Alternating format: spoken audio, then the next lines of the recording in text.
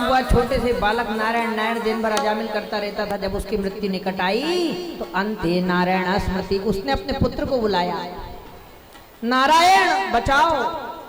और पुत्र तो नहीं आया, छोटा सा बालक था, पर भगवान के दूत तुरंत उसको बचाने आ गए। अब यमराज के दूत और भगवान के दूतों में वहां बड़ा भारी संवाद हुआ है, युद्ध हुआ है बाणों का। बातों से उन्होंने आपस में चर्चाएं की। भगवान के दूतों ने पराजित कर दिया, कहा कि तुम नहीं ले जा सकते। बोले महापापी है, हमको हमारे यमराज जी ने भेजा है इसको लेने के लिए, और आज तक कभी ऐसा नहीं हुआ कि हमारे यमराज जी ने किसी को बुलाया हो, अब हम ले जा नहीं पाए हो, इसलिए हम इसको ले जाएंगे नरकों की यातना में। बोले भले ही इसने बड़े पाप किए हैं और इसके मृत्यु का समय भी निकट आ गया था, इसीलिए आप लोग लेने आए हो, परंतु इसने अंतिम में भगवान का नाम लिया, इसलिए हम इसको नरक में जाने नहीं दे सकते। अरे इसने भगवान का नाम नहीं लिया है, इसने तो अपने पुत्र का नाम लिया है, और इसके पुत्र का नाम नारायण है, वो बगल में खेल रहा था, उसी को इसने बुलाया है। तो कहा दूतों ने कि पहले भगवान का नाम आया कि बालक का नाम आया। इसीलिए दूतों ने कहा कि भगवान का नाम कोई पुत्र के रूप में ले, चाहे कन्या के रूप में ले, चाहे वो भाई के रूप में ले, चाहे बहन के रूप में ले, चाहे वो पिता के रूप में ले, चाहे माँ के रूप में ले। अगर किसी भी कारण से छींक में ले, गुस्से में ले, क्रोध में ले, किसी भी प्रकार से अगर मरते समय भगवान का नाम आ जाता है तो उसका उद्धार होना निश्चित है। संबोल भक्तवत्सल भगवान की। हरे कृष्ण गोविंद मोहन मुरारे, हरे कृष्ण गोविंद मोहन मुरारे, यही नाम मुख में हो हरदम हमारे, यही नाम मुख में हो हरदम हमारे। हरे कृष्ण गोविंद मोहन मुरारे, हरे कृष्ण गोविंद मोहन मुरारे, हरे कृष्ण गोविंद। अजामिल अधम में न थी क्या बुराई, अजामिल अधम में न थी क्या बुराई, अजामिल अधम में न थी क्या बुराई, अजामिल अधम में न थी क्या बुराई, मगर आपने उनकी बिगड़ी बनाई, मगर आपने उसकी बिगड़ी बनाई। घड़ी मौत के सिर पे उसके थी आई, घड़ी मौत की उसके सिर पे थी आई, तो बेटे नारायण की थी रट लगाई, बेटे नारायण की थी रट लगाई। तुरंत खुल गए उसके बैकुंठ द्वारे, तुरंत खुल गए उसके बैकुंठ द्वारे। हरे कृष्ण गोविंद मोहन मुरारे, हरे कृष्ण गोविंद मोहन मुरारे, हरे कृष्ण गोविंद मोहन मुरारे, हरे कृष्ण गोविंद मोहन मुरारे। बोली भक्तवत्सल भगवान की। द्वार खोल। दूतों को, यमराज के दूतों को बड़ा गुस्सा आया कि देखो हमको नारायण के दूतों ने भगा दिया, आज जाके हमको कहेंगे हमारे स्वामी से कि स्वामी जब हमको लाना ही नहीं था तो हमको भेजा क्यों लेने के लिए, पहले भेज दिया, आज हमारा कितना बड़ा अपमान हुआ।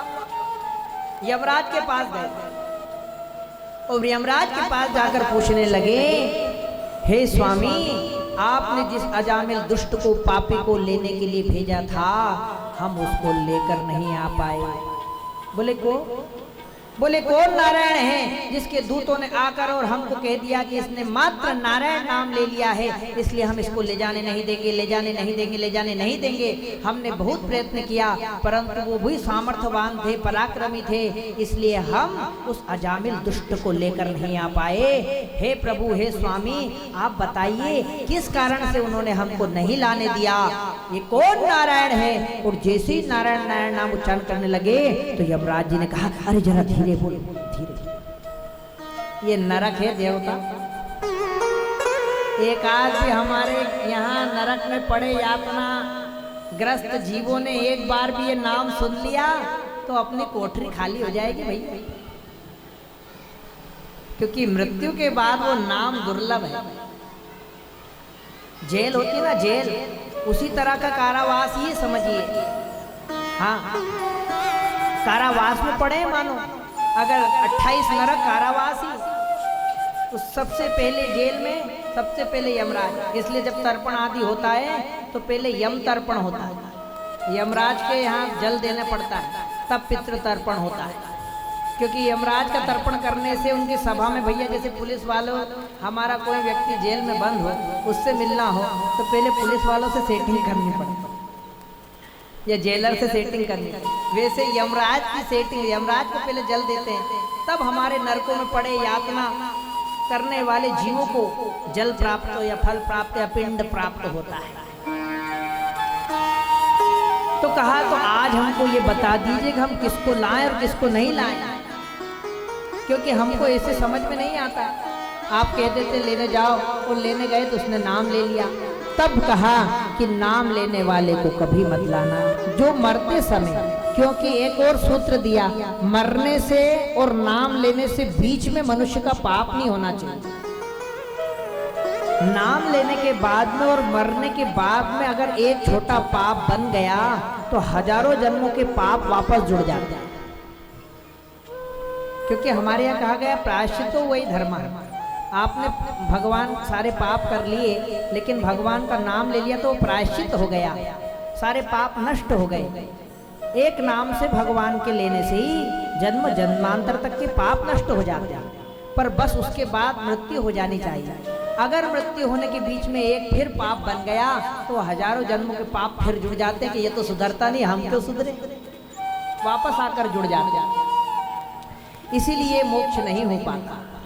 तो मरने से और नाम लेने के बीच में जिसका भी पाप नहीं हो, जो भी मरते समय भगवान का नाम उच्चारण कर दे, उसको कभी मत लाना। जो भगवान की कथा सुने उसको कभी मत लाना।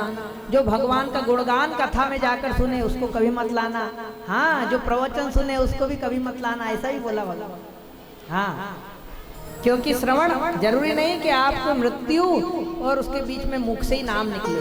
अगर आपके कान में भी पड़ गया तो आपकी मृत्यु नहीं हो सकती, नरक की यातना नहीं हो सकती, सारे पाप नष्ट हो जाए। मन में भी सोच लिया तो पाप नष्ट हो जाए। इसलिए जब यमदूतों को समझाने लगे तो यमदूतों ने कहा, आप बार बार कहते हैं प्रवचन सुनने वाले को मत लाना, कथा सुनने वाले को मत लाना, कथा में बैठने वाले को मत लाना, जो भगवान का नाम ले उसको मत लाना। लेकिन हमको एक बात समझ में नहीं आई। बोले क्या?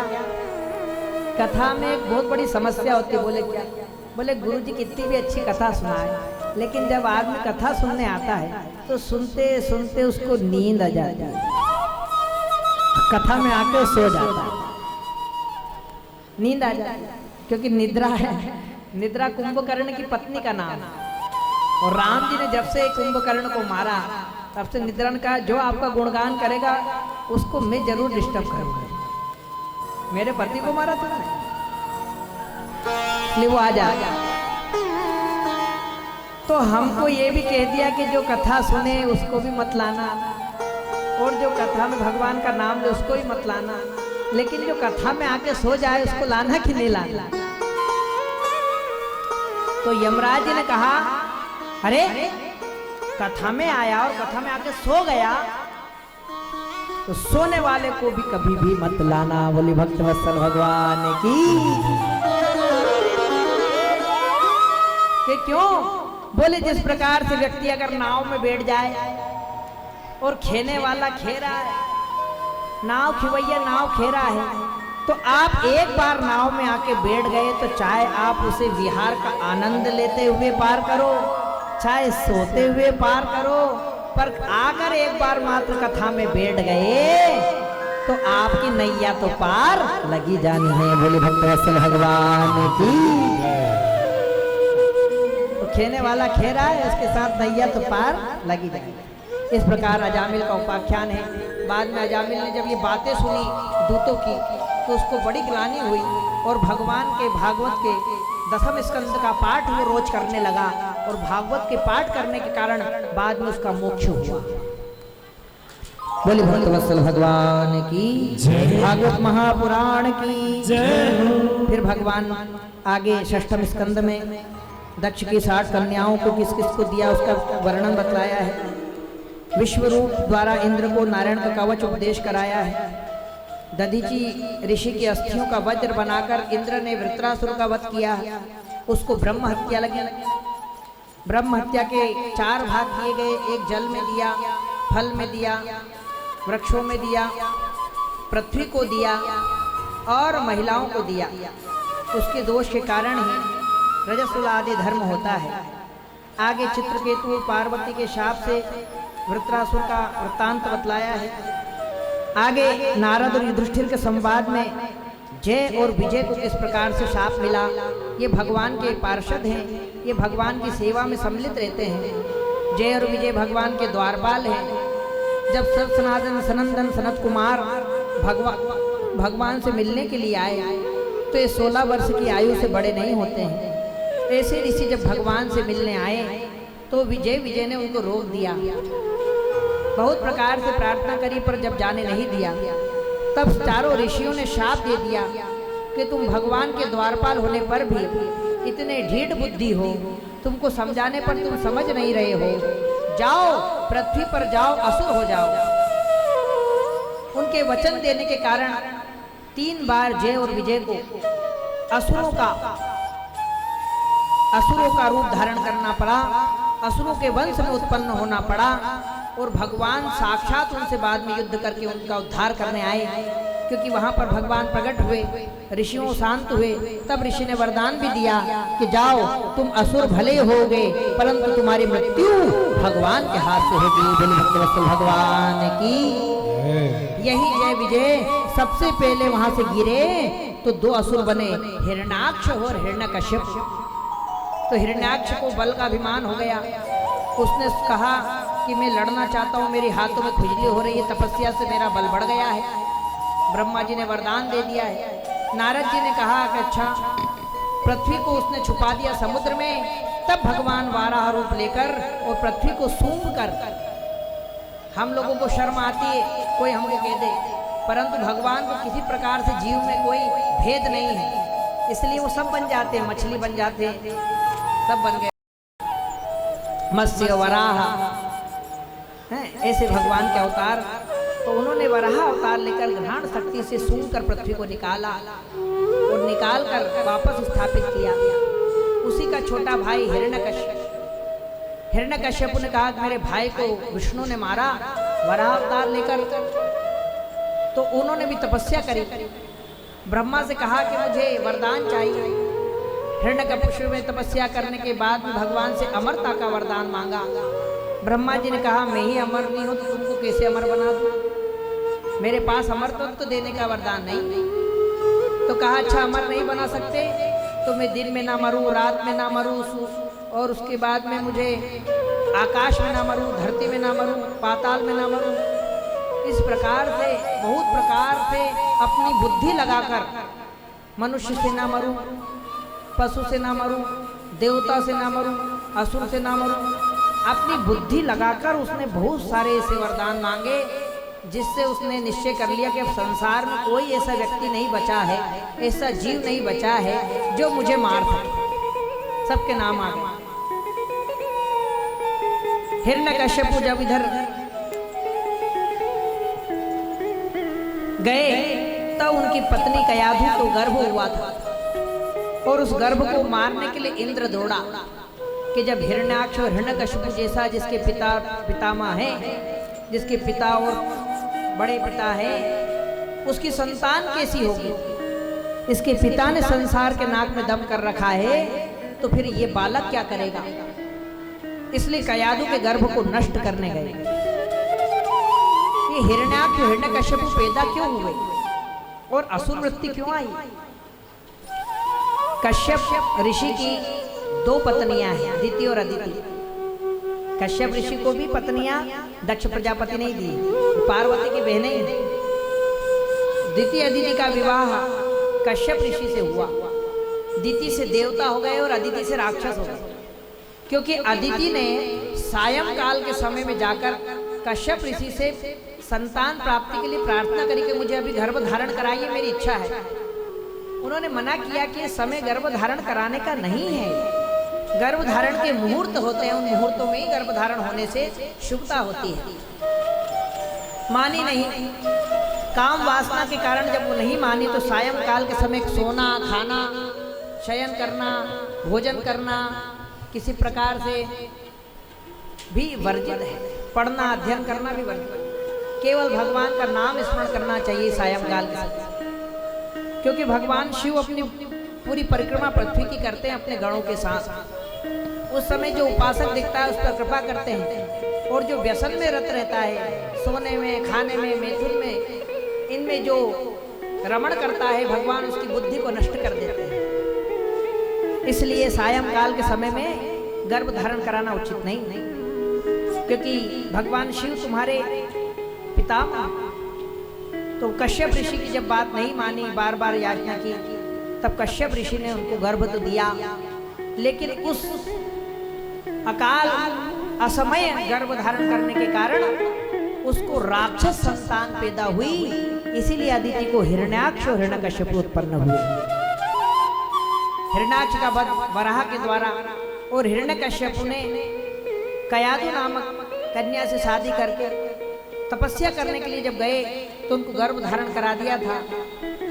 माता अदिति ने जब उनके यहाँ असुर संतान पाई तो वापस कश्यप के जाके चरणों में क्षमा याचना की, मुझे क्षमा करो, मुझे काम इतना बढ़ गया था कि मैंने आपसे ऐसी याचना करी, अब मेरे पुत्र राक्षस पैदा हो गए, अब मैं क्या करूं। तब कहा तुम व्रत करो, उस व्रत के प्रभाव से तुम्हारी संतान तो राक्षस हुई है, लेकिन तुम्हारी संतान की जब संतान होगी तो भगवान की भक्त होगी। बोली भक्तवत्सल भगवान की। ये कश्यप ऋषि ने वरदान दिया था। इसलिए हिरण्याकश्यपु जैसे असुर के घर प्रहलाद जी जैसे भक्त पैदा होता।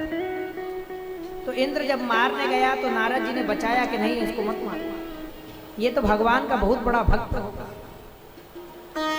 इधर नारद जी ने कयादु को अपने आश्रम में ले गए। जब तक ये तपस्या करता रहा तब तक गर्भ में ही नारद जी ने शिक्षा दी। हमारे यहाँ गर्भवती स्त्री के लिए 9 मास के 9 अलग अलग देवताओं का उपासना करने का विधान है। जो गर्भवती स्त्री है उसको 9 महीने तक अलग अलग भगवान के व्रत, उपवास और अलग अलग महीनों के मंत्र के जप हैं वो करने चाहिए। उससे उसकी संतान शुद्ध होती है। क्यों?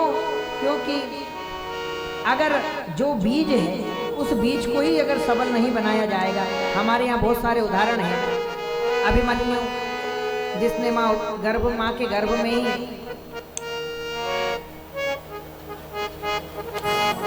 चक्रव्यूह का भेदन सीख लिया था। इसी प्रकार गर्भ की बहुत स्थितियां। भगवान कृष्ण भी जब गर्भ में आए तो सारे देवताओं की स्थिति करने आए। इसलिए गर्भवती महिला का भी दान धर्म का बहुत बड़ा विधान है। गर्भवती महिला को दान करो, प्रसन्न रखो। गर्भवती महिला को क्रोध मत करने दो, गर्भवती महिला को अशांत मत होने दो। उनका मन प्रसन्न रहेगा तो बालक बहुत प्रसन्न चित्त हृष्ट पुष्ट पैदा होगा। आदि चिंता में अगर गर्भ हुआ तो वो गर्भ भी बीमार और अस्वस्थ पैदा होता है। बोले भक्तवत्सल भगवान की जय हो। तो इधर जब भक्त राज प्रहलाद का जन्म होने वाला था, प्रहलाद संसार के एकमात्र ऐसे भक्त हैं जिन्होंने स्वयं अपने पिता के इतने दुख देने पर भी भगवान का नाम संकीर्तन नहीं छोड़ा। दूसरों को तो दूसरे दुख देते हैं, पर एकमात्र प्रहलाद जैसे जिनको अपने पिता ने ही दुख दिया। समप्रिय सुहृद ब्रह्मन् भूतानां भगवान स्वयं इंद्रस्यार्थे कथम दैत्यान अवधीत विषमो यथा। बोले कृष्णचंद्र भगवान की जय। तो प्रहलाद जी का जन्म हुआ है और वो भगवान के इतने बड़े भक्त थे कि बचपन से ही भगवान का नारायण नाम उच्चारण करते रहते थे और उनको कुछ नहीं मालूम, केवल नारायण नारायण नारायण। पिता ने बहुत प्रकार से प्रयत्न किया, चंडामर्क के पास शिक्षा देने के लिए भी भेजा। शिक्षा देने पर भी, उनको बार बार समझाने पर भी उन्होंने कभी भी भगवान का नाम संकीर्तन करने से मना नहीं किया। जब भगवान असुरों को मारते हैं और भगवान देवताओं को बचाते हैं तो सप्तम स्कंद शुरू होता है श्रीमद् भागवत का। उसमें प्रश्न करते हैं परीक्षित महाराज, समप्रियः सुहृद ब्रह्मन् भूतानां भगवान स्वयं इंद्रस्यार्थे कथम दैत्यान् अवधीत विष्णो यथा। समप्रिया सुहृद ब्रह्मन्, परीक्षित ने प्रश्न पूछ लिया कि भगवान बहुत दुष्ट है क्या?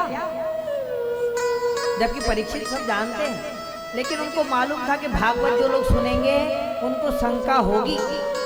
उस शंका के निवारण के लिए भक्त प्रश्न पूछते हैं। परीक्षित ने प्रश्न पूछा कि भगवान बराबर का क्यों नहीं रखता? बोले क्यों? बोले सुखदेव जी महाराज, मैंने देखा कि भगवान हमेशा असुरों को तो मार देते हैं, देवताओं को बचा लेते हैं, असुरों की हिंसा कर देते हैं, देवताओं की रक्षा करते रहते हैं। इंद्र आदि कितने दुष्टता से व्यवहार करते तब भी देवताओं को बचाते हैं, और असुरों को राक्षसों को मार देते हैं, पापियों को मार देते हैं। तो बताइए, क्या ये पापी जो जन हैं, जो राक्षस हैं, क्या ये भगवान की संतान नहीं है? ये भी तो भगवान की संतान है।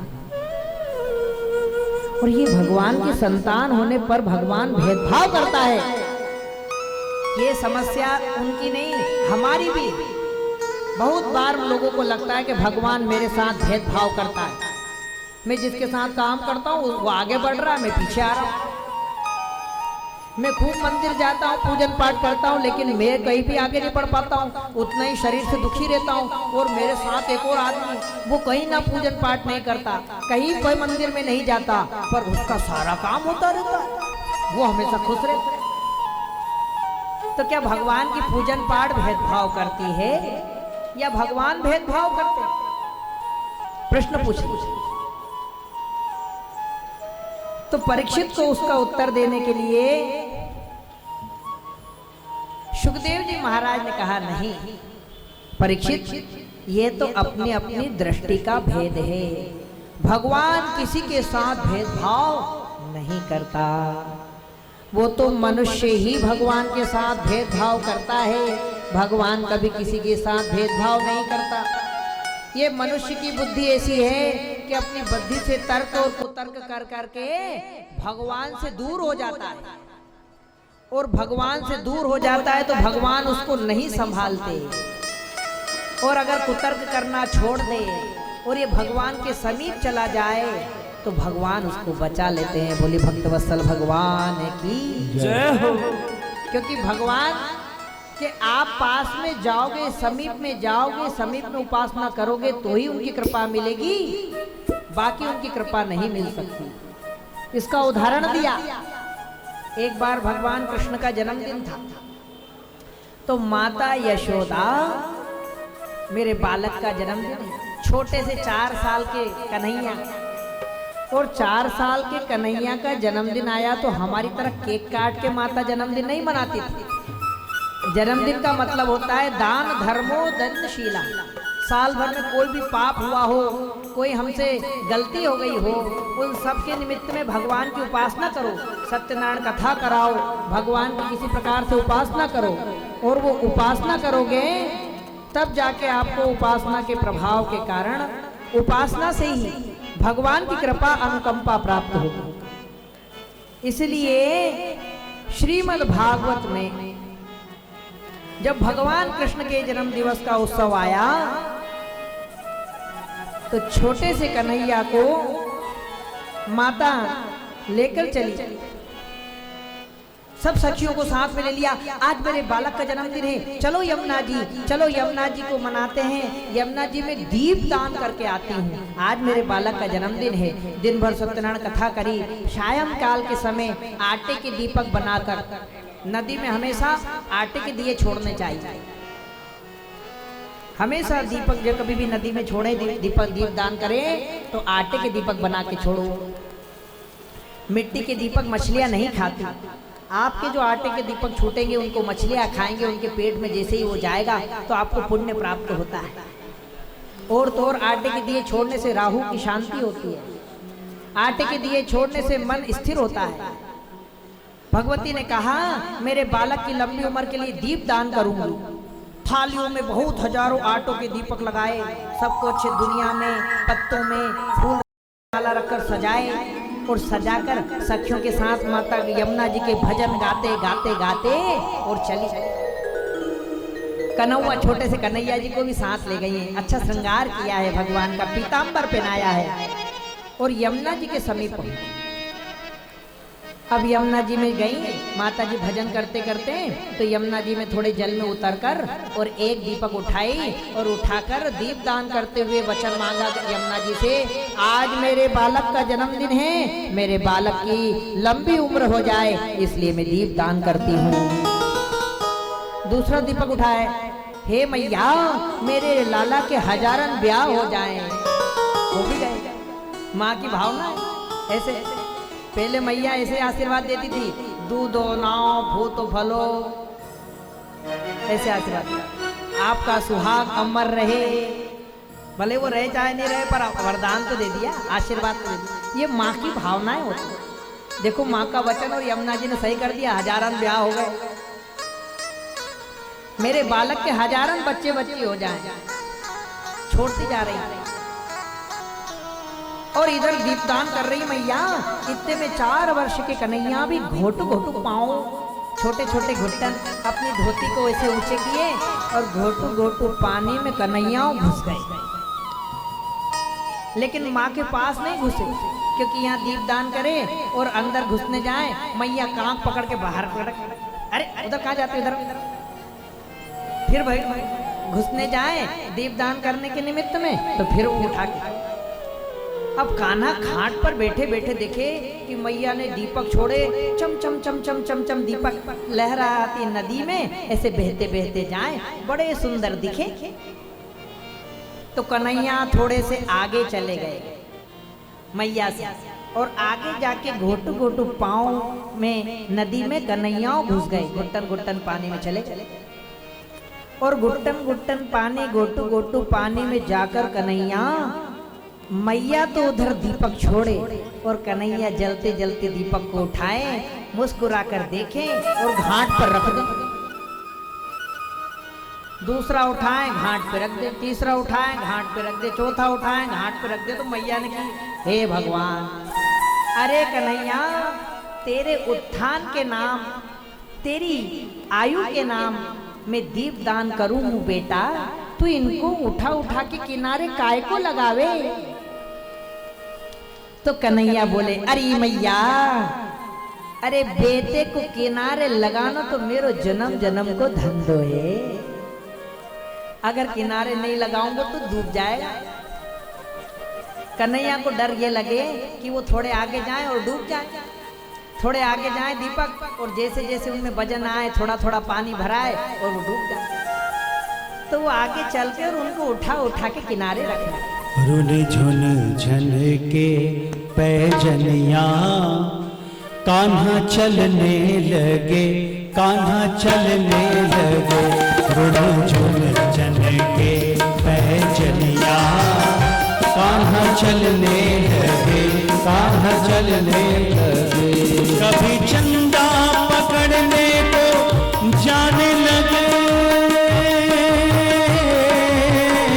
कभी चंदा पकड़ने को जाने लगे, कभी खाने को माटी ललचाने लगे, कभी खाने को माटी ललचाने लगे।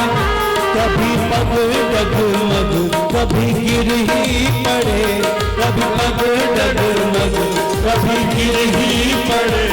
गिर गिर के कन्हैया संभलने लगे। झुन झन के पैजनिया, कान्हा चलने लगे। भगवान दीपक को उठा उठा के किनारे लगे। तो मैया ने जब पूछा कि तू इनको किनारे काय को लगावे, अरे मैया किनारे लगानो तो मेरो जन्म जन्म को धन। मानो पूछ रही है कि बेटा तू ये बेहताओं को किनारे लगाता है। तो कान्हा ने कहा कि मुक्ति से उनको बचाना, मुक्ति से उनको मुक्ति देना, अधोगति पतन से बचाना तो मेरा जन्म जन्म का धंधा है। तो मैया ने दूसरा प्रश्न ठोक दिया, अरे बेटा, ए नदी में तो हम हजारन दिए छोड़ेंगी, तू किस किस को किनारे लगाएगा, बाहर निकला। अरे मैया, तुम हजारन दिए छोड़ो, पर मैं किनारे वाई को लगाऊंगा जो बेते बेते मेरे पास में आ जाएंगे। बोले कृष्णचंद्र भगवान की जय हो। हजारन दीपक को कूद कूद के नहीं पकड़ने जाऊंगा, मैं तो जहाँ खड़ा हूँ मेरा जितना सामर्थ्य है अंदर जाने का उतना अंदर में आ चुका हूँ। अब तो जो बेटे बेटे मेरे सामने आ जाएंगे उसी को मैं किनारे लगाऊंगा। आप भले ही हजारन दीपक छोड़ दो। यही बात अर्जुन को गीता में कहते हैं, सन्मुख होई जीव मोहि जबहि जन्म कोटि अघ नासं तबहि। जब तक आदमी भक्त मेरे पास में नहीं आ जाता, पास में जाने की बात है। हम सोचे हम घर में टीवी जला लेंगे, टीवी चालू कर लिया, भागवत सुन ली, प्रवचन सुन लिया, हमारा उद्धार हो जाएगा। तो इस भूल में मत रहना भाई बहन। आपने सोच लिया मैं तो घर कठो मन चंगा तो कठौती में गंगा। अरे उस मन चंगा और कठौती में गंगा का सामर्थ्य आप में होना चाहिए।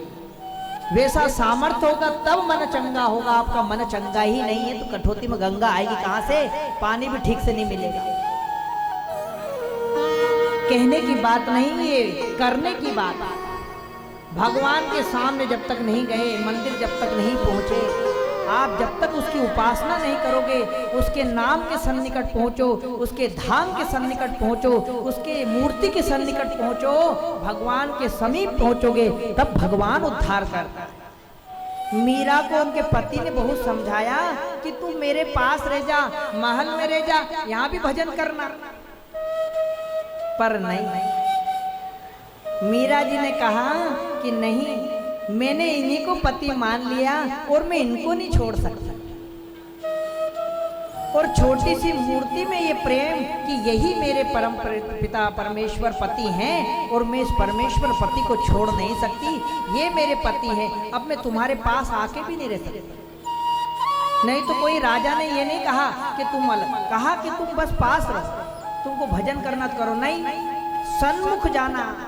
जब मैं पति के सन्मुख चल जाऊंगी तो मैंने जिसको परम पति मान रखा है उस पति के सन्मुख ही नहीं रहूंगी तो वो मुझे नहीं अपनाएगा।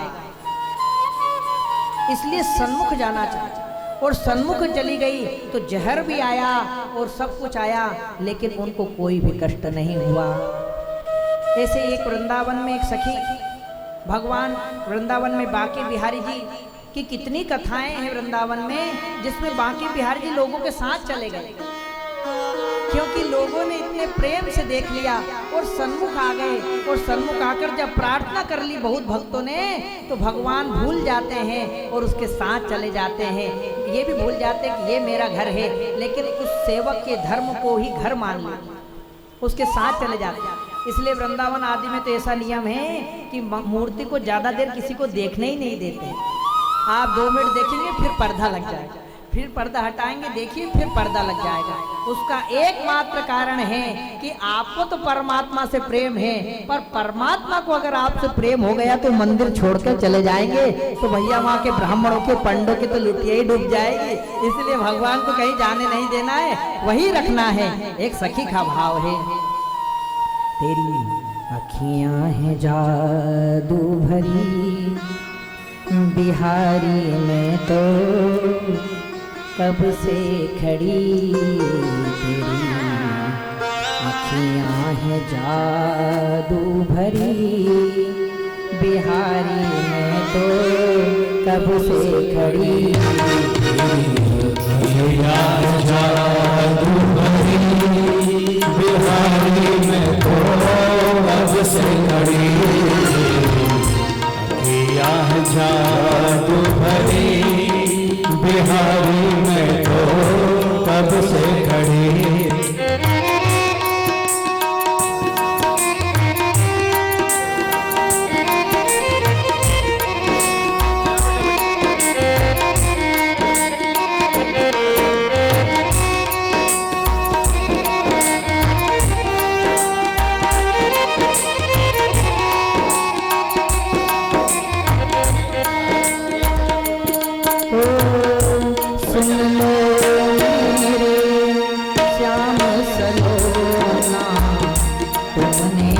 मुझे पर कर दिया टोना।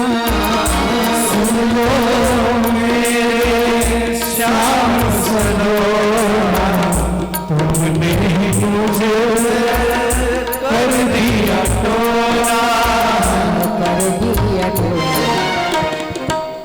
मेरी अखियाँ तुम्हीं से लड़ी हो, मेरी अखियाँ तुम्हीं से लड़ी, बिहारी में तो कब से खड़ी।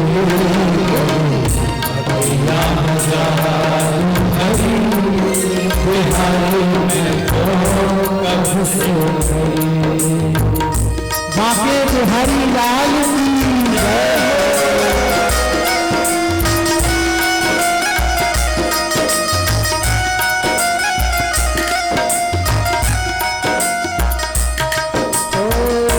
तुम सा ठाकुर और न पाया, तुमसे ही मैंने लगाया।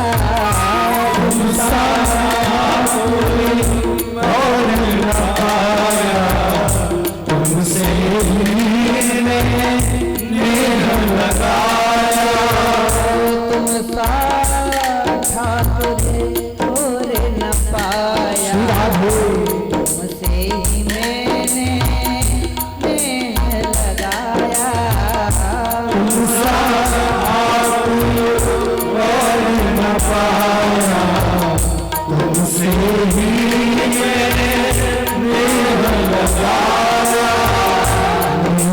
लगाया। मैं तो तेरे ही दुआरे खड़ी हो, मैं तो तेरे दीवारी खड़ी, बिहारी में तो कब से खड़ी।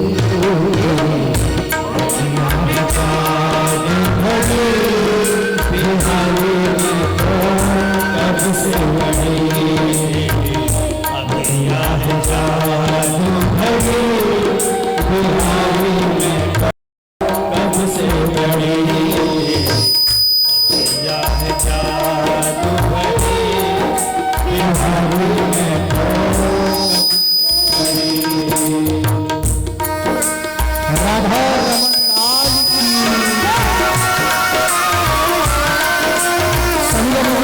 राधा सेवा करते हुए भगवान नाम कीर्तन करते हैं। हरि बोल।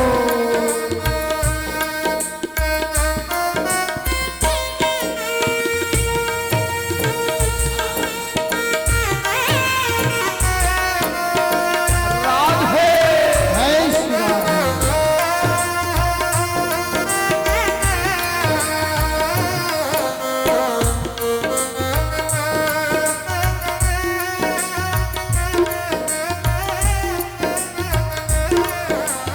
वास्तविक जो भगवान की उपासना का भाव है वो अतृप्त भाव होना चाहिए। भगवान कितना भी कष्ट दे, लेकिन हमको अगर उसको प्रेम करते हैं, अगर भगवान को हमारे मन में हमारे प्रति कोई भी प्रेम है परमात्मा के प्रति, तो हमको कभी भी उसको दोष नहीं लगाना चाहिए। ये भाव जिस दिन आ जाएगा उसी दिन कठोते में गंगा आ जाएगी। इसलिए प्रार्थना ही हमारा विशेष अधिकार है। हम हमेशा भगवान से प्रार्थना करें, प्रार्थना करें, प्रार्थना करें। कृपा करो हरि दास के स्वामी, बाके बिहारी अंतर्यामी। कृपा करो हरि दास के स्वामी, बाके बिहारी अंतर्यामी। कृपा करो हरि दास के स्वामी, बाके बिहारी अंतर्यामी। कृपा करो हरि दास के स्वामी, बाके बिहारी अंतर्यामी।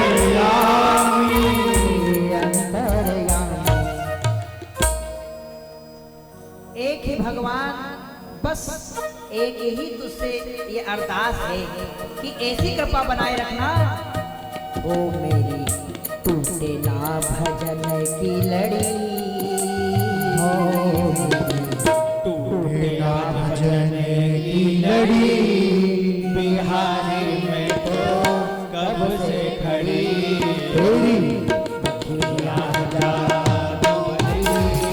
बिहारी में तो कब से खड़ी, अखियाँ है जादू भरी, बिहारी में तो कब से खड़ी, बिहारी में तो कब से खड़ी,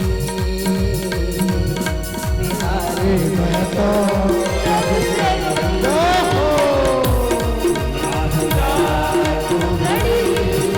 बिहारी में तो कब से खड़ी, जादू भरी, बिहारी में तो कब से बिहारी में तो कब से खड़ी, तेरी अखियाँ है जादू भरी। बोले भक्तवत्सल भगवान की जय हो। अपने जीवन में ये सूत्र बांध लीजिए कि भजन की लड़ी ना छूटे। प्रहलाद जी ने ऐसी लड़ी लगाई, ऐसी लड़ी लगाई, ऐसी लड़ी लगाई कि नरसिंह जैसे भगवान, कौन से भगवान, कोई सरल भगवान नहीं, जो क्रोध मुद्रा में ही उत्पन्न हुए, ऐसे नरसिंह भगवान रोने लगे और बाद में कहने लगे कि प्रहलाद, मैंने अपने जीवन में ऐसा पिता नहीं देखा जिसने अपने पुत्र को इतना कष्ट दिया हो। भगवान ने बहुत सारे ग्रंथों में बात बताई है कि सारे भक्तों में अगर मुझे सबसे ज्यादा प्रिय भक्त कोई है तो वो प्रहलाद है, और सबसे अल्प आयु में सबसे अधिक कठिन संघर्ष करके, सबसे कठिन उपासना करके, सबसे कठिन अपने विश्वास को दृढ़ रख के अगर किसी ने भगवान पे विश्वास किया तो भक्तराज प्रहलाद है। बोले भक्तराज प्रहलाद की। ऐसे भक्तराज प्रहलाद जी का जन्म होने पर भगवान के नाम का संकीर्तन छोड़ते ही नहीं है। पिता ने गर्म खंभों से चिपवाया कि अब ये नहीं करेगा, लेकिन नाम लेना बंद नहीं किया। कुएं में ढकेला, अग्नि में जलाया, और तो और बहन जिसको ये वरदान था कि अग्नि तेरा कुछ नहीं बिगाड़ सकती, वो बहन भी प्रहलाद को जलाने के चक्कर में मर गई, लेकिन प्रहलाद का बाल बांका नहीं हो सका।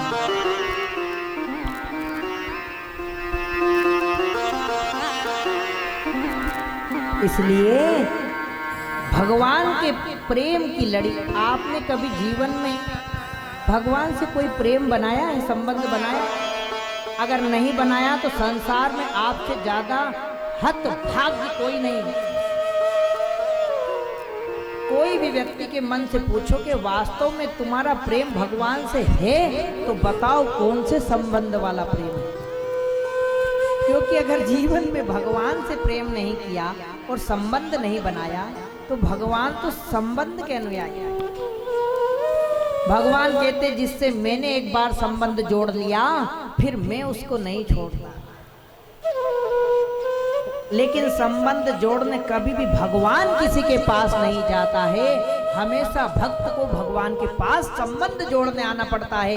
एक बार संबंध जोड़ लिया फिर भगवान उसको। पूतना को बुलाया नहीं, भगवान ने स्वयं चल के आई, लेकिन भगवान को स्तनपान कराया तो माँ का संबंध जोड़ लिया। फिर खूब बोला, अरे पूत छोड़, अरे पूत छोड़, अरे पूत छोड़। भगवान ने कहा मैया तूने मेरे से माँ का संबंध बना लिया, मैं तो तुझे बुलाने नहीं आया, पर अब एक बार मैंने संबंध बना लिया तो मैं तुम्हें छोड़ नहीं सकता। बोली भक्तवत्सल भगवान की। भगवान ने उनको छोड़ा नहीं। परमात्मा किसी से संबंध बना लेता है, उसे छोड़ता नहीं। लेकिन क्या हमारा धर्म, हमारा संस्कार, हमारी संस्कृति ऐसी है जिसमें हमने भगवान से कोई संबंध बनाया? या तो उसको बेटा मानो, आपको लगता है उपासना कैसे करूंगा, तो पिता मानो। अरे उसको सास मान सकते हो, ससुर मान सकते हो, पिता मान सकते हो, भाई मान सकते हो। वो लाज भी बचाता है। द्रौपदी की लाज बचाई कि नहीं भाई बनाने पर। इसलिए संबंध होना चाहिए भगवान से। आपका अगर संबंध नहीं है तो आपके जीवन की उपासना व्यर्थ है। चाहे वो दास का संबंध हो, हनुमान जी दास भाव से जुड़े, अर्जुन सखा भाव से जुड़े, रावण शत्रु भाव से जुड़ा। अरे कुछ नहीं बना सकते भगवान को शत्रु बना लो, नियम बना लो कि भगवान को 10,000 गाली रोज दूंगा नाम ले लेकर। तुमको कोई नरक में नहीं भेज सकता, ये भी गारंटी, या तो इस पार या उस पार।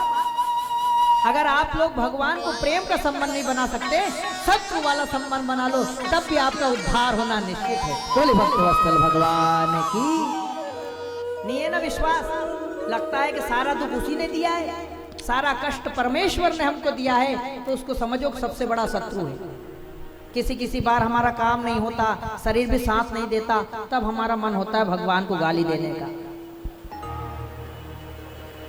तो एक काम करो, उसको दृढ़ विश्वास बना लो, अब रोज गाली ही देंगे। शिशुपाल भगवान को गाली देते देते मर के उसकी ज्योति जब निकली तो भगवान में समाहित हो गई।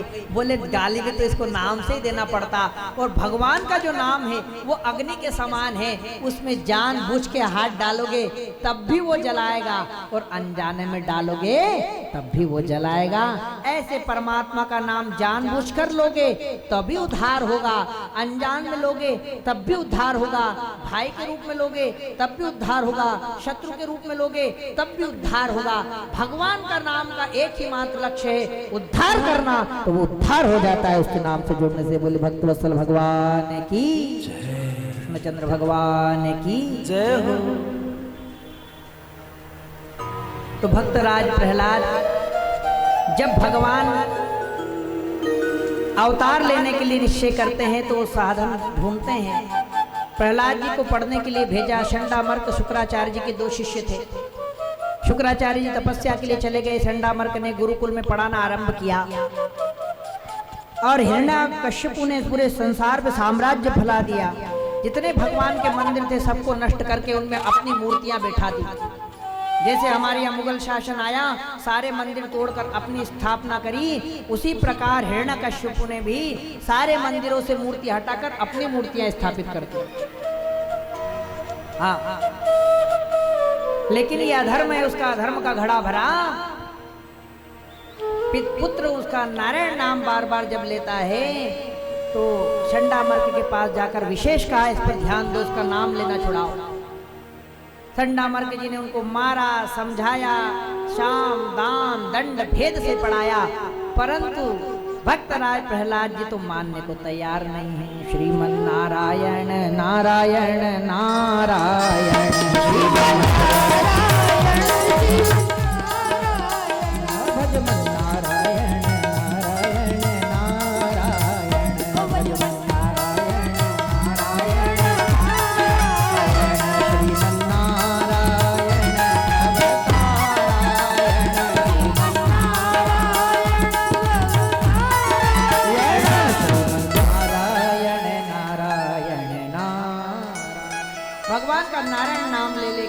और परमात्मा को याद करने लगे। षंडामर्क के पास से जब पढ़कर एक बार भगवान छुट्टी में घर आए तो पिता ने बड़े प्रेम से गोद में बैठाया। गोद में बैठाकर हाथ रखकर और सिर पर पूछा, बेटा तुमको गुरुजी ने क्या पढ़ाया, तुमको गुरुजी ने क्या अध्ययन कराया? तब कहने लगे, श्रवणम कीर्तनम विष्णु स्मरणम पाद सेवनम अर्चनम वंदनम दास्यम सख्यात्म निवेदनम। बोले बेटा ये क्या है? बोले पिताजी, अरे मेरे पिताश्री, ये भगवान नारायण की 9 भक्तियां हैं, आपको उनके नाम का श्रवण करना चाहिए। ये भक्तियां प्रहलाद जी ने बताई हैं सबसे पहले। या तो उनके नाम का श्रवण करो या आप उनके नाम का कीर्तन करो। श्रवणम कीर्तनम विष्णु। भजन और कीर्तन में बहुत अंतर है। आपको पता है भजन और कीर्तन किसको कहते हैं? भजन अलग होता है, कीर्तन अलग होता है। भजन का भक्ति भाव, कीर्तन का भक्ति भाव ज्यादा है। कीर्तन का मान ज्यादा है भजन के मान से भी। भजन कहते हैं भजन को जो लिखा जाता है, बनाया जाता है, जिसमें मुखड़ा होता है, अंतरा होता है। इतनी देर से हम जो भजन कर रहे थे वो भजन थे। तेरी अखियां हैं जादू भरी बिहारी में तो ये भजन है। इस भजन में भगवान का जब भजन करते हैं तो उसमें हम लोगों को अंतरा का ध्यान रखना पड़ता है, कड़ी का ध्यान करना पड़ता है, मुखड़े का ध्यान रखना पड़ता है। अब इसके बाद कौन सी लाइन कहनी है, अब इसके बाद कौन सी लाइन कहना है, इसको ऊपर बोलना है, इसको नीचे बोलना है। तो हमारा मन दो जगह डिवाइड है, परमात्मा में भी और साथ संगति में भी।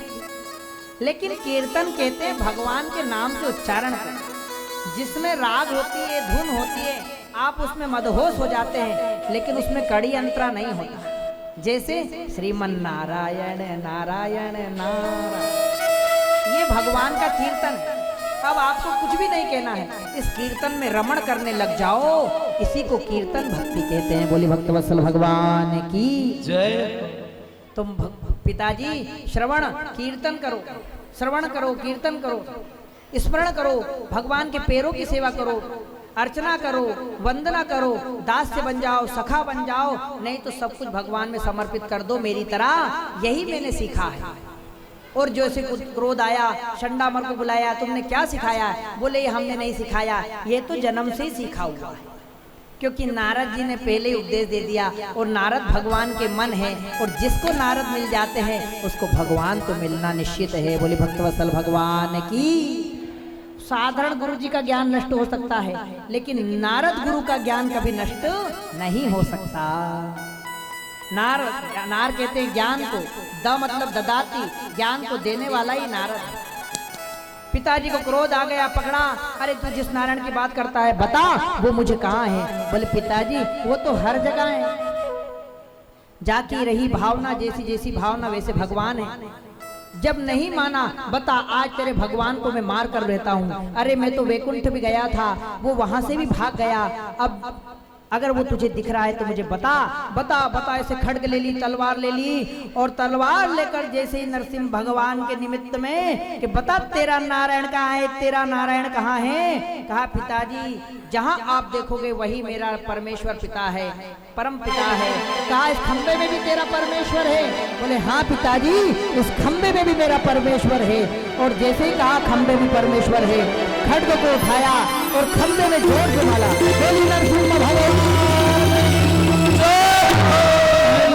ने याद की आह भर कर, जब प्रहलाद ने थी की आह भर कर, दिखाई पड़ा उसको खंबे के बोली नरसिंह भगवान अंदर। की।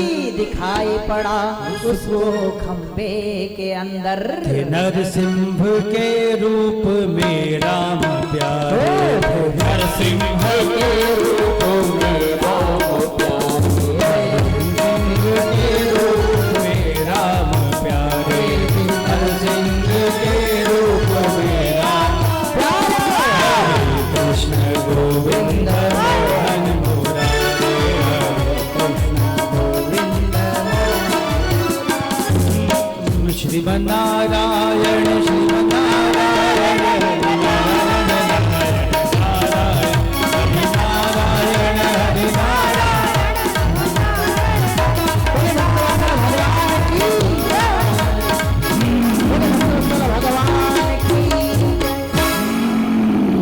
भगवान नरसिंह उत्पन्न हो गए और नरसिंह आए और क्रोध आया, सीना ठोकने लगे। कौन है जो मेरे भक्त को मार सकता है? कौन है जो मेरे भक्त को कष्ट देता है? जैसे नरसिंह भगवान को देखा, हिरण्यकश्यप ने तलवार भगवान युद्ध करने लगा, भगवान से युद्ध करने लगा। और जैसे हिरण्यकश्यप युद्ध करने लगा, भगवान नरसिंह क्रोध में भरे थे, उन्होंने हिरण्यकश्यप को उठाया, उसकी तलवार छुड़ा के फेंक दिया और दोनों उसके पैर पकड़कर, सीना पकड़कर और ले गए और द्वार पर ले जाकर बैठ गए और बैठने के बाद अपनी गोद में हिरण्यकश्यप को सुलाया और गोद में सुलाने के बाद में उससे कहा कि जो तूने वरदान मांगे थे आज देख ले, उन सब वरदानों में कोई ऐसा वरदान तो नहीं है जो समाप्त हो रहा हो, आज देख ले। उसने कहा ना दिन है ना रात है, सायं की बेला है, ना मनुष्य है ना पशु है, आधा शरीर मनुष्य का आधा शरीर शेर का, सिंह का, पशु का, हाथ के हाथ मनुष्य के, नाखून पशु के, सिंह के।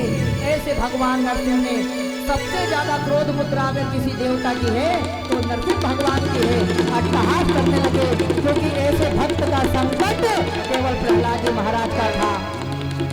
उसको सारे वरदान याद दिलाए और उसके सीने में अपने नाखून गाड़े और नाखून गाड़ कर उसका सीना चीर दिया और सीना चीर कर उसकी अकड़ियां निकाल ली और हाथ चलाकर अतड़ियां निकालकर माला पहन ली भगवान ने।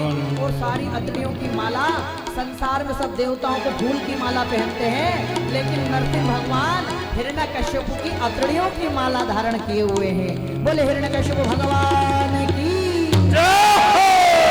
भगवान की, संहारक भगवान की।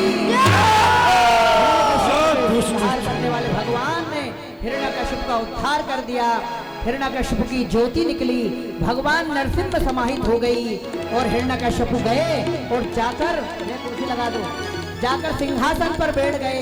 जिस सिंहासन पर हिरण्यकश्यप बैठता था उसी सिंहासन पर नरसिंह भगवान जाकर बैठ गए, लेकिन उनकी दहाड़े जोर जोर से होने लगी। नरसिंह भगवान का क्रोध शांत नहीं होता। बोले भक्त वत्सल भगवान की। तो नरसिंह भगवान का क्रोध शांत नहीं हुआ तो नरसिंह भगवान का सारे देवता ने कहा अरे नरसिंह भगवान का अवतार हो गए, चलो चलो चलो। दुर्गा जी दौड़ी, शिव जी दौड़े, ब्रह्मा दौड़े, विष्णु, सारे इंद्र, कुबेर, नल, नील सब आ गए भगवान के यहाँ। जितने भी देव देवता सामने आकर खड़े हो गए और आकर खड़े होने के बाद कोई भी पास में नहीं जाता। आज तक भगवान का ऐसा स्वरूप किसी ने नहीं देखा। शिव जी भी दूर से डमरू बजा रहे, भैया मैंने खूब नारायण की, राम की, कृष्ण की सेवा करी, परंतु ऐसा अवतार मैंने नहीं देखा। आधा शेर का आधा मनुष्य का, और पास जाने में डरे कि कहीं निगल ना जाए। केवल छोटे से भक्तराज प्रहलाद जी भगवान की शरण में आकर और उनके पांव के पास बैठ गए। कोई सारे लोग डरे उनसे।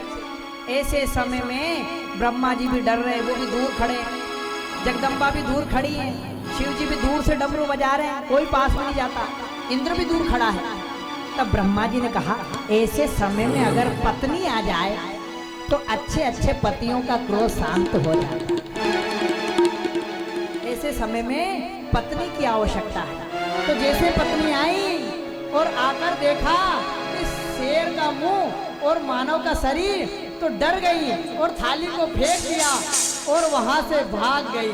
बोले कृष्णचंद्र भगवान की जय, लक्ष्मी मैया की जय।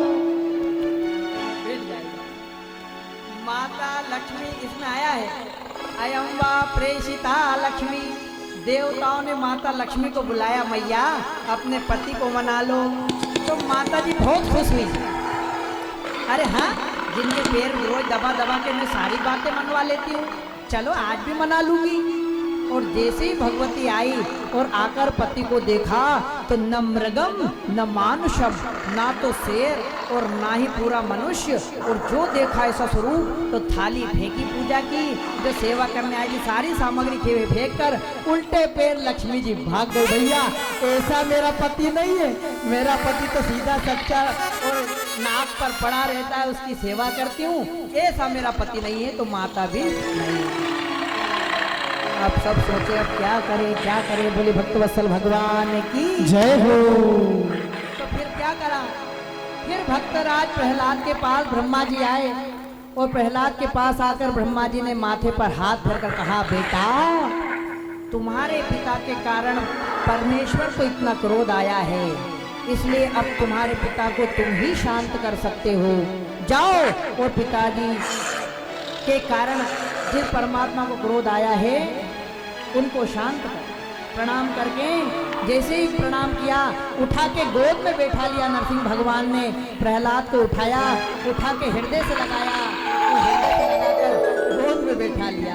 बोलिए भक्तवत्सल भगवान की जय हो। बोले नरसिंह भगवान की।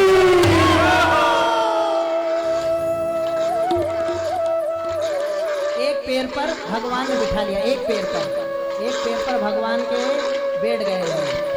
और भगवान, एक और चमत्कार की बात बताता हूँ, ध्यान से सुनिए कथा। जब प्रहलाद जी भगवान की गोद में बैठे तो सारा संसार डर रहा था। तो प्रहलाद जी भगवान की दाढ़ी से खेलने लग गए। तो भगवान के कभी शेर जैसे मुंह में बड़ी बड़ी दाढ़ी उसको खींचे, कभी भगवान का कान खींचे, कभी चेक करे कि नाक असली है कि नकली है। ऐसे प्रहलाद जी, भक्तराज प्रहलाद भगवान से डरते नहीं। और नरसिंह भगवान ने अपना एक हाथ प्रहलाद जी के मस्तक पे रख दिया और रखकर पूछा फेरते हुए कि बेटा, सारा संसार मुझसे डरता है, ये सारे देवता भी दूर खड़े हैं, कोई मेरे पास आता नहीं, क्या तुझे मुझसे डर नहीं लगता? तो प्रहलाद जी कहते हैं, हे प्रभु, आज आपने मेरे ऊपर जो कृपा करी है वो कृपा आज तक किसी देवता के ऊपर नहीं की। बोले क्यों? बोले आपने क्या कभी शिव जी के सिर पे हाथ रख के फेरा है? बोले कहीं ब्रह्मा जी को गोद में बैठाया है? बोले कभी आपकी पत्नी को ऐसा सेवा का मौका दिया है? तो जब आपने किसी को ऐसा उपकार आपने किसी भक्त के साथ ऐसा नहीं किया, आज आपने उठाकर मुझे गोद में बैठा लिया और आपका हाथ आज मेरे सिर पर आ गया, इससे बड़ा उपकार और क्या हो सकता है पिताजी? मैं किसी से नहीं डरता, मैं तो आपसे क्यों डरूं पिताजी, मैं तो बस संसार से डरता हूं।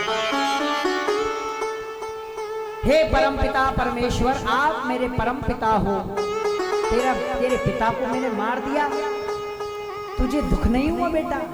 बोले पिताजी, आप मेरे परम पिता हो, ये तो मेरे केवल जन्म पिता थे। जन्म पिता बदलता रहता है, परम पिता नहीं बदलता। ये तो हमारे जन्म पिता थे, आप मेरे परम पिता हो, इसलिए मैं आपके ही पुत्र के समान हूँ और आपने जो मेरे ऊपर कृपा की, मैं इसमें कैसे क्रोध में आ सकता? बोले नरसिंह भगवान की जय हो। भगवान को इतनी दया आई, इतनी करुणा आई कि छोटा सा बच्चा इतनी बात कर रहा है मुझसे, डर भी नहीं रहा है। स्तुति की है प्रहलाद जी ने। ध्रुव जी को भगवान को कपोल लगाना पड़ा, शंख लगाना पड़ा, पर प्रहलाद जी को नहीं लगाना पड़ा। प्रहलाद जी ने बड़ी भारी स्तुति की है भगवान की। नैवात्मनः प्रभुरयं निज लाभ पूर्णो मानम जनाद विदुषां करुणो वृणीते यद यज्जनो भगवते विदधीत मानम तच्चात्मनं प्रतिमुखस्य यथा मुखश्री।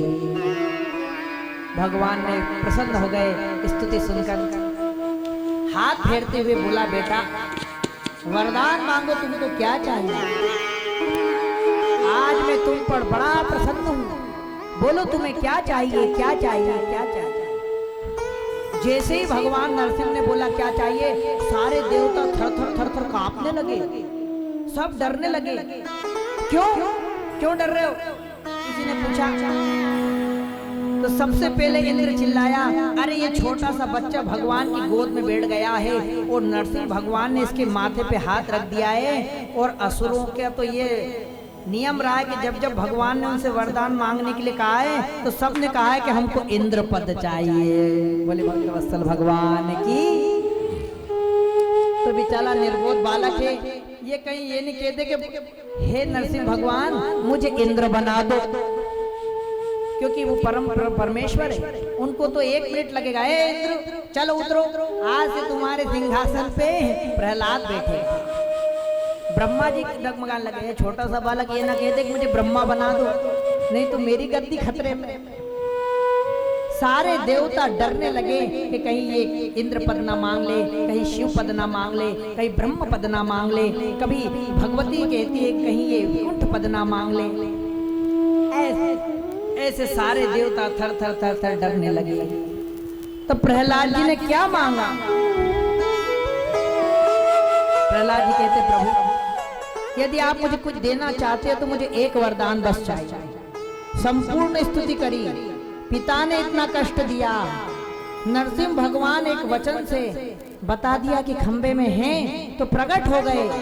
वरदान मांगने को कहा तो क्या मांगा भक्तराज प्रहलाद ने? सभी लोग हाथ जोड़िए और हाथ जोड़कर भगवान से याचना करिए। प्रहलाद जी ने क्या कहा?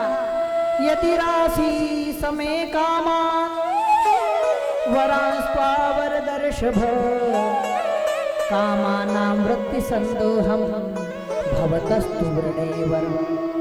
हे नरसिंह भगवान, आप अगर मुझे कुछ देना चाहते हैं तो मुझे एक वरदान चाहिए कि जन्म जन्मांतर तक भी मैं आपका नाम लेता रहूं, आपका भजन कीर्तन करता रहूं, मेरे मुख में हमेशा नारायण नाम उच्चारण होता रहे, पर कभी भी मुझे आपसे कुछ मांगने की इच्छा ही पैदा ना हो, ये वरदान मुझे चाहिए। बोली भक्तवत्सल भगवान की जय।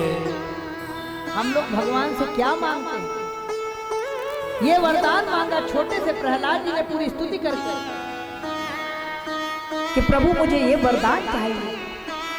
वास्तव में सच्चा भक्त अगर कोई है तो वो भक्तराज प्रहलाद है। बोली भक्तराज प्रहलाद की सच्चे भक्त की ये दृष्टि। ऐसे भरत जी जब गए राजपाट मिलने के बाद राम को देने गए तो गंगा जी पार कर रहे थे। प्रयागराज में गंगा जी प्रसन्न हो गई कि मैंने ऐसा भाई नहीं देखा जिसको सारा राजपाट मिल गया और अपने भाई के पीछे पूरा राजपाट छोड़ दे और अपने भाई को लेने वन में जा रहे हो। बहुत प्रसन्न हूँ, मांगो क्या मांगना। तो भरत जी चाहते तो मांग सकते थे कि राम जी मेरे साथ आ जाए, लेकिन गंगा जी से क्या मांगा कि हे गंगा मैया, अगर आप मुझे वर देना चाहती हो तो मैं आपसे वर ये मांगता हूँ कि अर्थ न धर्म न काम रुचि गति न चाहूं निर्वाण और जन्म जन्म प्रति राम पद यह वरदान न आन। हमको भगवान से मांगना नहीं आता। हम लोग परिवार, कुटुंब, गाड़ी, घोड़े, परीक्षा में पास होना, हमारी नौकरी लग जाना, ये सारी चीज मांगते, सब छोटी है भगवान के लिए। उसको हम उसकी निगाह में गिरा देते हैं चीज मांगकर। ये तो हमको अपने पुण्य पाप से मिल ही जाते हैं। हमको वास्तव में क्या मांगना चाहिए हमने कभी नहीं सीखा। हम लोग मांगते नहीं हैं, भगवान के साथ व्यापार करते हैं। जैसे आप कहीं शक्कर लेने गए, भैया ये शक्कर लो, शक्कर ले ली और आपने उसको शक्कर का पैसा दे दिया 2 किलो का 80 रुपया। अब भैया जब आपने शक्कर का पैसा दे दिया तो क्या आपका उस दुकानदार से कोई संबंध बनता है? वो तो व्यापार है कि मैंने शक्कर दी, तुमने पैसा लिया, बराबर। भैया कपड़े लेने गए, कपड़े दे दो, पैसे ले लो, संबंध समाप्त। भगवान से हम संबंध नहीं करते, व्यापार करते। भगवान हमने सत्यनारायण कथा कराई थी ना, कराई थी, अब ये चाहिए। मंदिर गई थी ना मैंने, सोमवार की ना पाठ, चलो परीक्षा में पास। परदोष किए ना, चलो जल्दी शादी होनी चाहिए। ये व्यापार है वास्तव में। भगवान वो दे के निश्चिंत हो जाते हैं। भगवान खुश होते हैं कोई उनसे मांग ले तो, अरे इसने मांग लिया, मैंने दे दिया, टेंशन खत्म। लेकिन कोई मांगे नहीं और पूजा पाठ करे ही जाए तो भगवान माथा ठोकते, किसको क्या दूं, कुछ मांगता भी नहीं है और पूजा भी करे जा रहा है, इसको कुछ नहीं दूंगा, तो भगवान उसको सब कुछ दे देते हैं। तब भी भगवान के मन में संकोच बना रहता है अगर कुछ ना मांगो। लेकिन हम लोग क्या करते हैं, भगवान के साथ संबंध स्थापित नहीं करते, व्यापार करते हैं। एक संत थे दक्षिण में, राम जी की सेवा करते थे, जप करते थे, जीवन भर जप किया। बुढ़ापे में जाके इच्छा हुई कि भगवान से आज कुछ मांगूं, तो मांगने लगे तो एकदम से आया कि मैं मांग तो रहा हूं पर पहले भगवान से विनती करूंगा। तो कहने लगे, हे राम, मैंने खूब सेवा करी, खूब जप किया, आज कुछ मांगने की इच्छा हो रही है, पर तेरे से एक वचन पहले लेता हूं। बोले क्या? कि यदि मांगू मैं तुझे पर तुम न देना कुछ मुझे। हे राम, मैंने खूब सेवा की, नाम जपा, आज मैं तुझसे वरदान मांगता हूँ। यदि मांगू मैं तुझे पर तुम न देना कुछ मुझे, वरना आशिक नहीं मजदूर हो जाऊंगा मैं, वरना आशिक नहीं मजदूर हो जाऊंगा मैं। अगर मैंने आज से कुछ मांग लिया और आपने मुझे कुछ दे दिया तो मैंने इतने दिन सेवा करी, उसकी मुझे मजदूरी मिल गई, तो मेरा और आपका संबंध मजदूर का हो जाएगा, प्रेम का संबंध नहीं रहेगा। प्रेम का संबंध तो वहाँ होता है जहाँ हम भगवान के लिए सब कुछ समर्पण कर दे पर भगवान से कोई भी आस ना करें, यह प्रेम का संबंध है। हम भगवान की पूजन पाठ करें पर हमारे दुख दारिद्र को मिटाने के लिए प्रार्थना ना करें, वो तो सब कुछ जानता है, उसको बताने की क्या जरूरत है कि मुझे ये चाहिए, मुझे ये चाहिए। वो परमपिता है, परमेश्वर है, सब कुछ जानता है, सब कुछ देने का सामर्थ्य रखता है। उससे मांग कर उसको छोटा मत करो, केवल अपना संबंध निस्वार्थ भाव से निभाओ, भगवान आपका कल्याण करेगा। बोले भक्तवत्सल भगवान की जय हो। गोपाल कृष्ण भगवान की। इसलिए प्रहलाद जी ने कहा, यदि राशि समय कामान वरांस्वावरधर्षभ कामानां वृत्ति संदोहम भवतस्तु वृणैव। हे नरसिंह भगवान, आप मुझे कुछ देना चाहते हैं तो यही वरदान दीजिए कि मेरी कभी कोई भी चीज मांगने की इच्छा ही नहीं। देंगे? तब भगवान ने कहा तथास्तु और सिर पर हाथ फेर दिया, प्रहलाद को आशीर्वाद दिया और भगवान ने बहुत प्रकार से भक्त की बड़ाई की है वहां पर। और प्रहलाद जी के लिए रोने लगे कि मैंने ऐसा पिता नहीं देखा जिसने इससे कष्ट दिए हों। तो प्रहलाद जी ने पहले तो ये मांग लिया कि मुझे कुछ नहीं चाहिए, ऐसी इच्छा दे। फिर एक बार उनके मन में आया तो उन्होंने हाथ जोड़ के कहा, हे प्रभु एक कृपा और करिए। बोले क्या? इस वरदान के साथ इतना सा और कष्ट करिएगा कि मेरे पिता मुझे इतना कष्ट दिया है तो कहीं इनको नरक यातना ना हो जाए। इतना प्रेम देखा है किसी भक्त का? जिस पिता ने समझ आने के बाद से जितना मारा, कूटा, जलाया, फेंका, सारा प्रयत्न मारने का कर लिया, उस पिता के लिए प्रहलाद जी कहते हैं, भगवान इनको नरक में मत डाल देना, बस यही मेरी एक प्रार्थना। ऐसी गदगद वाणी सुनकर नरसिंह भगवान प्रसन्न हो गए और कहने लगे, अरे तू तो इनके नरक जाने की बात करता है बेटा, जिस तेरे तरह का भक्त जिस परिवार में, जिस घर में हो जाता है उसकी 7 पीढ़ी का उद्धार निश्चित है। बोले भक्तवत्सल भगवान की जय हो। श्री कृष्ण गोविंद हरे मुरारे, हे नाथ नारायण वासुदेव, श्री कृष्ण गोविंद हरे मुरारे, हे नाथ नारायण वासुदेव।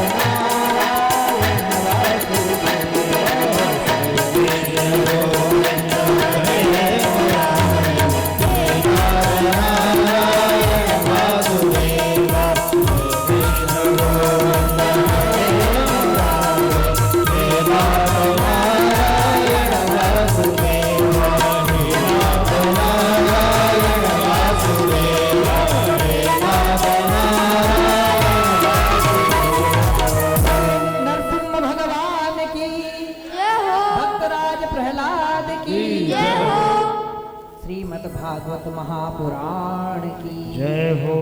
ऐसा व्यास दादी से हमारा आशीर्वाद है। भगवान की कृपा सदा बनी रहे। भगवान के प्रेम से संबंध आपका बना रहे, आपके मन में कभी भी भगवान के प्रति शंका ना हो, धर्म के प्रति शंका ना हो, यही बहुत बहुत आशीर्वाद है। बोले नरसिंह भगवान की जय।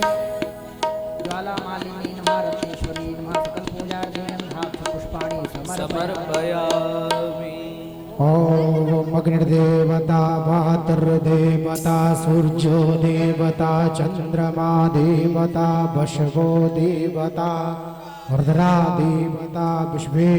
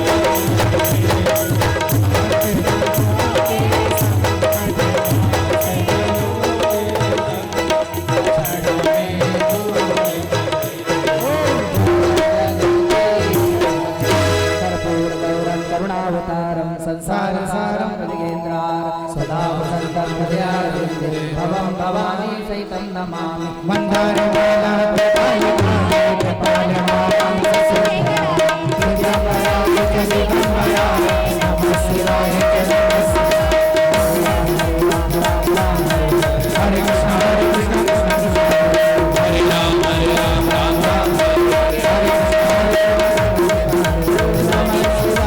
नमः शिवाय नमः शिवाय ओम नमः शिवाय ओम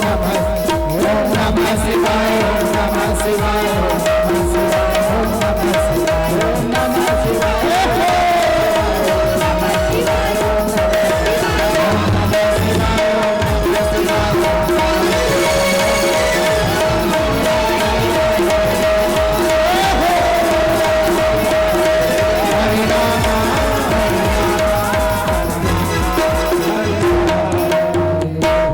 भगवान की जय हो। शीतले तुम जगत माता शीतले तुम जगत पिता शीतले तुम जगत धात्री शीतलाय नमो नमः।